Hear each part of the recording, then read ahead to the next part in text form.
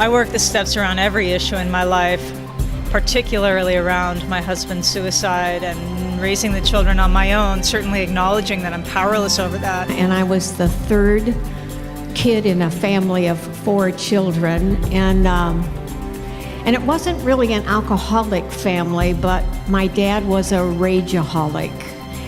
And the values that I got as a little boy is that lying works. You know, even if you're in pain, don't tell anybody. My name's Gabrielle Antolovich, and we love recovery.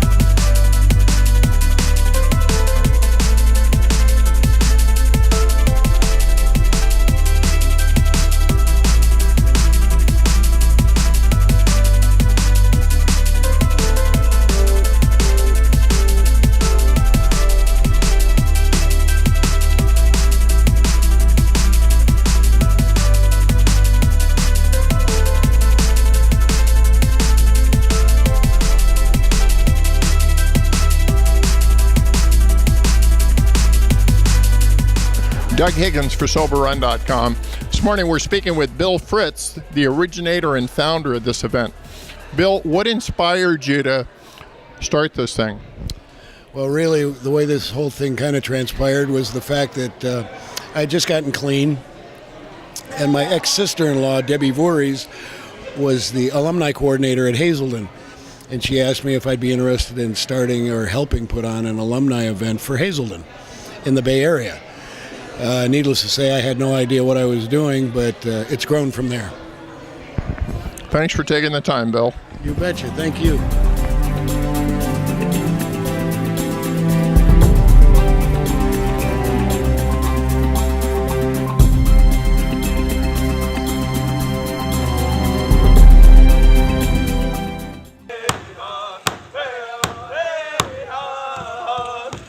Good morning. Can I ask your name?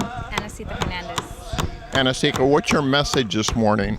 My message is to hold on to our teachings and our family, and to remember that those are the people that help us the most, our loved ones, our friends, and those are the people that support us. So everything that we do, our actions, and the way that we carry ourselves, it affects the whole family and it affects the whole community. So that if we have those people that hold each other accountable, then that's really what's gonna pull us through those hard times, and to remember who we are and maintain the goodness that we have in ourselves. Thanks for taking the time. You're welcome. Thank you.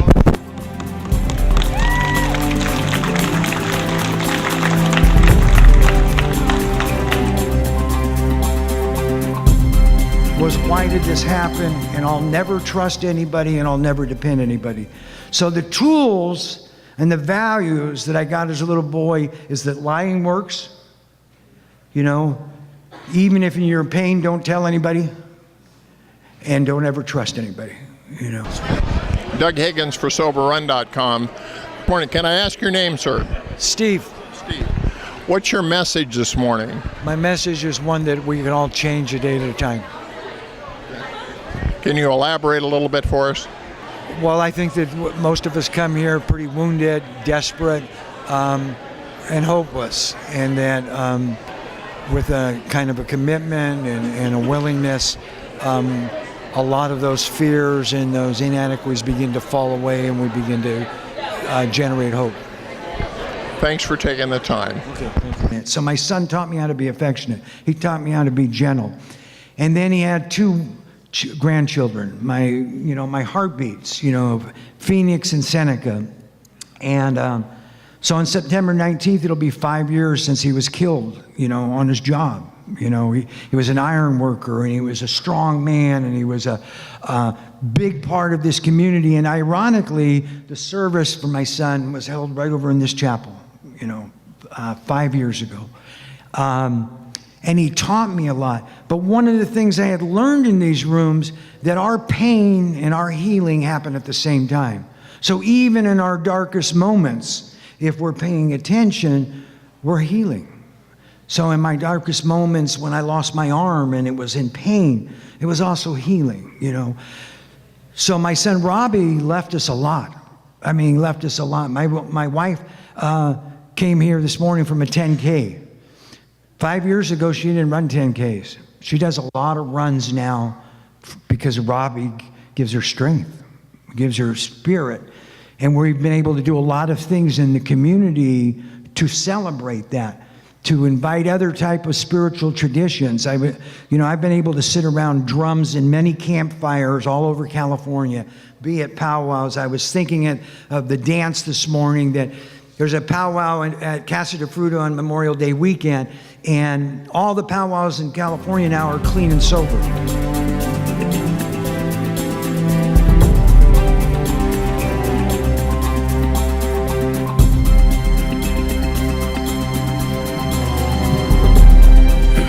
Hi, my name is Christina, and I am an alcoholic. So I'm really glad to be here. I'm very nervous, actually. It's a really great crowd, so thank you for having me. It's always a pleasure and an honor to be invited and thought about for recovery-based programs. I speak a lot across the country, but my favorite, of course, is fellowship. So I'm really happy to be here.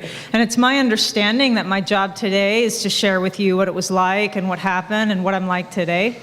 So I will do my best to do that. I should also share or say before I get started that a few things. The first is that you catch me at a very interesting time in my life. I think I had the hardest year of my life this last year. So I have felt, very lost. And to be really honest, faithless. And I've really struggled the last 12 months. So I feel unsure now, really, of what my story is and how it will unfold and where I will land. I was certain over 12 months ago what my path was, and now I'm not so much. And I share that with you because my job is to be honest, and that is what's honest for me. I know this also, that although I am unsure of my life and how it's going to be, I am certain of where I belong, and that for me is in the room. So although things are uncertain in my life, what I do know is that if I don't drink and I go to meetings, and I don't drink and I go to meetings, and I don't drink and I go to meetings, that the path will become clear. I also want to say that I am what they call or consider a low-bottom drunk. There is not one thing that I didn't lose because of my drinking.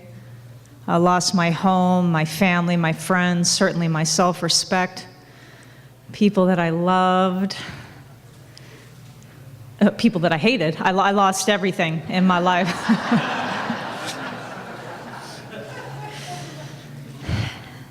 But that is not why I'm alcoholic, and that's not why I'm a member. I am a member because I lost the ability to control my drinking. That's it. So once I start drinking, I can't predict with 100% accuracy when and where that will stop, and that's why I'm alcoholic. That's why I've earned my seat. So if you relate to nothing I say today, I am really fucking happy for you, but...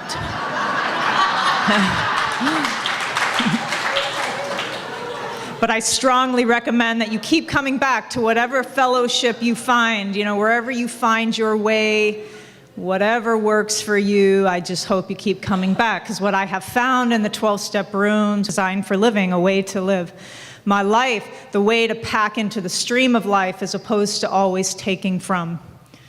A way to live on this planet that's happy, joyous, and free no matter what's happening around me. Which I don't do perfectly, but I do try to the best of my ability every day. So when I came into the room, I was 21 years old, and I was angry and broken and hurting. I was lost. I was homeless, showerless, foodless, friendless, familyless. My life was very small and dark and angry. And today, 19 years later, my life is full of light and love and support and amazing women and amazing men and family and friends and children that I like most of the time. And, you know, a way to live that's different than anything I ever thought possible for me. Everything that I have in my life, the way that I think, the way that I act, the way that I am in the world is a result or a reflection of the 12 steps. I am not unique in any way. I was just a hopeless alcoholic who found a solution to my drinking problem. So I will start, well, actually I started a while ago, but I will say that my sobriety date is September 4th, 1993. Thank you. So I recently celebrated 19 years of sobriety. So on September 4th, I celebrated 19 years, and on September 5th, my husband shot himself. So that is why I've had such a hard time the last year and really struggled with my faith and my purpose. But like I said, all I know is that I don't drink and I keep coming to meetings somehow, I suppose in time, it will make sense. That's what I know. Doug Higgins for SoberRun.com. This afternoon we're talking with Christina. She just came down from the podium, told us about the loss of her husband. Christina, what is your message in a nutshell? My message in a nutshell is there's nothing that can happen in life that you have to drink over. I guess that's what I would say most simply. No matter what happens, you never have to drink again. Cool. Have you found it necessary to work the steps over any issues around your husband? I work the steps around every issue in my life, particularly around my husband's suicide and raising the children on my own, certainly acknowledging that I'm powerless over that. If I had a choice, it never would have happened, but it did, and trying to keep the faith or hold the faith that I will be okay somehow and that I will be able to raise these children on my own. And I'm not sure if his suicide will ever make sense, per se. I suppose there are things that happen that might be senseless. But I am certain that if I keep coming here, I keep working these steps, I'm of service to other women that are new, I listen to old-timers, that I will stay sober and I will find peace with it all somehow. Christina, thanks for taking the time. Thank you.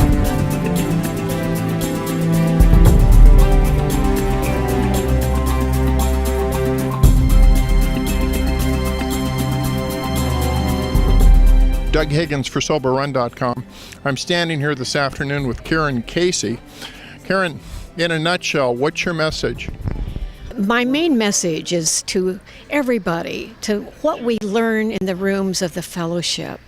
Let's try to take that message to the people we meet on the street, wherever they are, because we're learning a message of hope, we're learning a message of peace, we're learning a message of love. And I really think that we have been selected to spread that message far and wide. That's what my writing has been about, that's what my speaking is about, that's what the workshops are about that I do. I want to help people realize that we truly can make a difference in the lives of everybody we pass, no matter if we're passing them in the rooms of recovery or if we're passing them at the bank that we have our money in.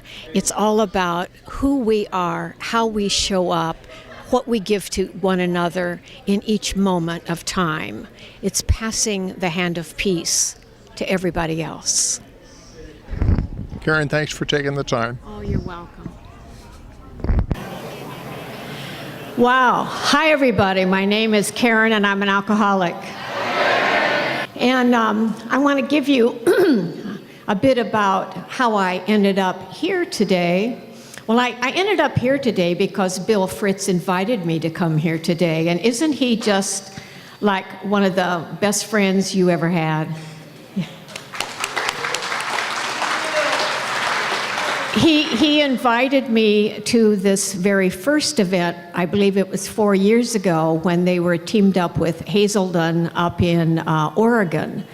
And so I was so happy when he called and said, "Will you come again?" And I said, "Absolutely. Any way to help you out is a way to help my program too." So I am so glad to be here. And so far, it's been a fabulous day. I absolutely had never heard the young woman who spoke before me. What her name again? I don't want to say it wrong. Christina. Wow, what a story that woman had. What a story. We all have similar stories in some respects, and I was struck with her sharing that she had taken her first drink at age 13. And that's where my journey began too, on this road to ending up in Alcoholics Anonymous. I took my first drink at age 13, and I looked at her and I thought, gosh, you know, maybe had I stopped sooner, I would look pretty and stand up here with long blonde hair too. I didn't stop as soon as she did, but I guess I celebrated 36 years of recovery May 24th. And that really is an amazing thing when I think about it, that I too have been sober for half of my life now. I just have a longer life that I have been sober half of for. But I grew up in Indiana, Lafayette, Indiana, and I was the third kid in a family of 4 children. And it wasn't really an alcoholic family, but my dad was a rageaholic. And so it felt like an alcoholic family because you never knew what was going to happen next. You always expected the worst. And after I finally got into AA, I actually looked back on that and I thought, you know, perhaps he really was alcoholic, but he was so damned determined not to end up the way my life ended up that he controlled it to the point of never really letting him finally enjoy the fruits of what we all enjoy in Alcoholics Anonymous. I really wish that had happened for him, but instead he just was raging all of the time. And so when I was a child, I always felt like it was my job in the family to try to take care of my mother and my younger brother, because they always seemed to get the brunt of his anger. And it was a really sad thing to watch, because he came home from work night after night, angry even after he took that first drink, and always somebody was on the rough end of the stick he used, and it was not a happy situation to grow up in. And so I really felt as though if I could save my mom and my younger brother from some of his anger, that I would have provided something wonderful for my family. And I had 2 older sisters, and for some reason, they never ever seemed to get the brunt of anything. They kind of slid under the radar screen, and I never quite knew how that happened.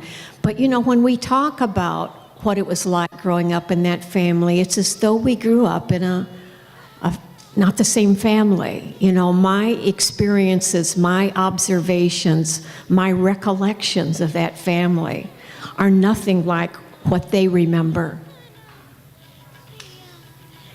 And I don't know if my recollections are colored by the fact that then I became alcoholic or not, but what I saw in that family was a great deal of sadness, a great deal of depression, a great deal of anguish. And so turning to alcohol at the age of 13 for me was an obvious solution.